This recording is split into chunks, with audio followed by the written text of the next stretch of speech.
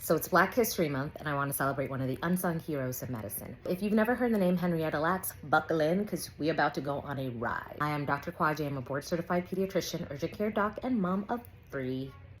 All right, guys, story. And if you were Nigerian, you would say story. In 1950 in Maryland, this lovely Black woman living on the outskirts of Baltimore just had her 5th kid. God bless her. Her name is Henrietta Lacks. At the time, she was 31 years old. Soon after she had her kid, she started to feel what she called a knot in her lower abdomen/pelvis. And being what it is, and the fact that she had 5 kids already, people just assumed that that was an early pregnancy. Well, several months after, and now we're in 1951, this poor woman starts to hemorrhage. That means she is bleeding uncontrollably from her vagina. Family rushes her to Hopkins Hospital, which at that time was one of the few hospitals that would actually treat Black people. I mean, it's not like 1950s medicine was really providing equitable care to all. I mean, it's not like 2026 medicine is really providing equitable care to all.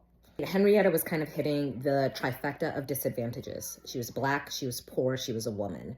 She is emergently evaluated, and it's found that what she thought was a pregnancy wasn't actually a pregnancy, it was actually a tumor.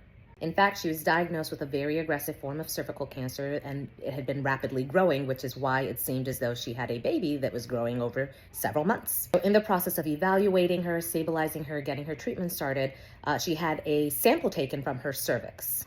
Now, cervical sampling is not unusual, but what is unusual is that these samples were not only sent to pathology, but were sent to the lab of a cancer and virology researcher. I will not mention his name because this is about Henrietta.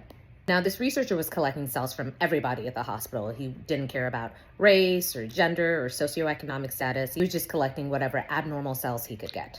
And in the process of doing this, all the cells that he would get would die. However, Henrietta's cells just would not die. Those cells kept replicating and replicating and replicating, which for this researcher was incredible, great news. But for this poor Black woman who just had a baby, who has 5 kids at home, who has cervical cancer, was not a great prognosis. So 8 months after she started her treatments, Henrietta Lacks did die.